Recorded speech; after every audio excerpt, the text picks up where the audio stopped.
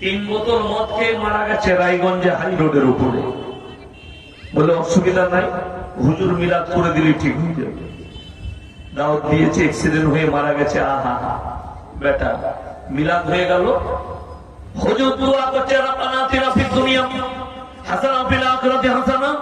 আল্লাহ তুমি তাকে শহীদের মর্তবা দাও, জান্নাতুল ফিরদৌস দান করো।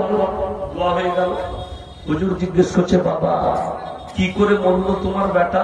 বলে বেটা খুব বদমাশ ছিল, 3 বোতল মদ খেয়ে অ্যাক্সিডেন্ট করেছে। তোবা তোবা, মাতাল কি করে শহীদের দরজা পাবে? কিন্তু আমাকে যদি বলে আমার ছেলে মারা গেছে, নামাজি ছিল, মুসল্লি ছিল, আমি দোয়া করবো আল্লাহ মুমিনিন মুমিনাত মুসলিমিন মুসলিমাতকে জান্নাতি করো। আল্লাহ চাচা নামাজ পড়তো, যদি নামাজে ভুল ত্রুটিও তাকে ক্ষমা করে তাকে জান্নাত দাও, এই আবেদন আল্লাহকে করতে পারবো। কিন্তু তার জীবনে নামাজ নাই, রোজা নাই, দিনদারি নাই, তাকওয়া নাই, পরহেজগারি নাই। জীবনটা মদের ভাটিতে কাটিয়েছে, গাঁজার ভাটিতে কাটিয়েছে। যারা এসে বসেছেন গায়ে লাগবে কাঁটার মতো আমার কথাটা, কিন্তু রাতে গিয়ে অনুশোচনা করবেন, ভাববেন, আপনার চোখ দিয়ে পানি আসবে। যারা মনে করছেন আমার বেটা নামাজ পড়েনি, বাদদিন, আমার বেটা মদের ভাটিতে জীবন কাটিয়েছে, গাঁজার ভাটিতে জীবন কাটিয়েছে, কুফরিতে জীবন কাটিয়েছে, শিরকে জীবন কাটিয়েছে, বাদদিনীতে জীবন কাটিয়েছে, নাস্তিকতায় জীবন কাটিয়েছে, আমি বলবি শওকতের বেটা বলে যাচ্ছি, বলবি ইয়াসিন, তার লেগে দোয়া করা যাবে না। সে মরে যাওয়ার পরে তার লেগে দোয়া করা যাবে না। যদি বলেন দলিল দেন, আমার পাপের দলিল নয়। নবীজি সাল্লাল্লাহু আলাইহি সাল্লাম, বুখারী শরীফের riwayate আছে, নবীজির কাছে খবর হলো, ইয়া রাসূলুল্লাহ আপনার চাচা যান মরণাপন্ন অবস্থায় আছে। নবীজি চলে গেলেন তার কাছে, চাচা জানের কাছে, বিছানায় শুয়ে আছে। চাচা একবার কলমাটা পড়ে নিন, আমি আল্লাহর কাছে আপনার জন্য কেঁদে কেঁদে ক্ষমা চাইব। আল্লাহর নবী চাচা বললেন, আমি যদি বার্ধক্যে কলমা পড়ি লোকে বলবে মৃত্যু ভয়ে কলমা পড়েছে, তাই আমি কলমা পড়তে পারবো না, আমি কলমা পড়বো না।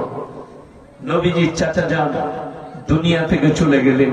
আল্লাহ নবীজির উপরে আয়াত পাঠিয়েছেন, যখন নবীজির চাচা ইনকার করলেন আমি কলমা পড়বো না, কি পাঠালেন? ইন্নাকা লা তাহদি মান আহবাবতা ওয়ালাকিন্নাল্লাহা ইয়াহদি মান ইয়াশা। হে আমার বিশ্ব নবী, পৃথিবীর মানুষকে বলে দাও হিদায়াতের দপ্তরটা আমার আল্লাহর হাতে। তুমি যাকে ইচ্ছা করো তাকে তুমি হিদায়াত দিতে পারো না, আমার আল্লাহর ইচ্ছা নেই, তাই তোমার চাচা কলমা পড়তে পারবে না। নবীজি চোখ দিয়ে পানি এলো, চাচা যান দুনিয়া ছাড়লেন। এরপরে নবীজি আবার আল্লাহকে বললেন, ওগো আল্লাহ, তুমি যতদিন নাই আমাকে নিষেধ করছো, আমি আমার চাচা জানের জন্য তোমার কাছে কেঁদে কেঁদে ক্ষমা চাইব। ওরা এরপরে আল্লাহ আবার আয়াত পাঠালেন নবীজির কাছে। যখন নবীজি চাচার জন্য কাঁদতে লাগলেন, আল্লাহ আমার চাচাকে ক্ষমা করে দাও, আল্লাহ আমার চাচাকে জান্নাতি করে দাও, আল্লাহ আয়াত পাঠালেন নবীজির কাছে, মা কানা লিন নবিয়্যি ওয়াল্লাযীনা আমানু ইয়াস্তাগফিরু লিল মুশরিকিন ওয়ালাউ কানু উলি কুরবা। হে নবী এবং মুমিনরা শুনে নাও, তোমাদের জন্য উচিত হবে না যারা মুশরিক হয়ে মারা গেছে তাদের জন্য দোয়া করা, যদিও তারা তোমাদের আত্মীয় হয়। মা কানা লিন নবিয়্যি ওয়াল্লাযীনা আমানু, এখানে আল্লাহ শুধু নবীকে বলেননি, নবী এবং মুমিন দুজনের জন্য উচিত হবে না যারা মুশরিক হয়ে মারা গেছে তাদের জন্য দোয়া করা, যদিও তারা তোমার নিকটতম আত্মীয় হয়, বেটা হয়, ভাই হয়, বাপ হয়, চাচা হয়, বোন হয়, পিটি হয়, তুমি দোয়া করতে পাবে না। তারপরও মুশরিক হয়ে মরে যাওয়ার কারণে আপনি দোয়া করবেন কার জন্য? যে বেঁচে আছে শিরক করছে, কুফরি করছে, আল্লাহ তুমি তাকে হিদায়াত দাও, আল্লাহ তুমি তাকে হিদায়াতে প্রাপ্ত করো। আমি মোদিজির জন্য দোয়া করি, আল্লাহ তুমি মোদিজিকে হিদায়াত দাও, যদি তকদিরে হিদায়াত রাখা থাকে বলুন না, আমি দোয়া করতে পারি।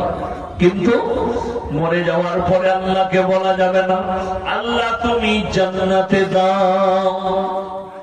এটা একজন নবী গেলে একটু আগে চলল, যিনি 1 বছর 2 বছর নয়, 100-200 নয়, কোরআনে আছে 950 বছর দাওয়াত দিয়েছেন। তিনি হচ্ছেন হযরতে নূহ নবী। দাওয়াত দিয়েছেন, দাওয়াত দিচ্ছেন নিজের কওমকে। হে আমার বিবি, আমার সন্তান, আমার পরিবার বর্গ, তোমরা আল্লাহর প্রতি বিশ্বাস আনো। তারা বিশ্বাস আনেনি।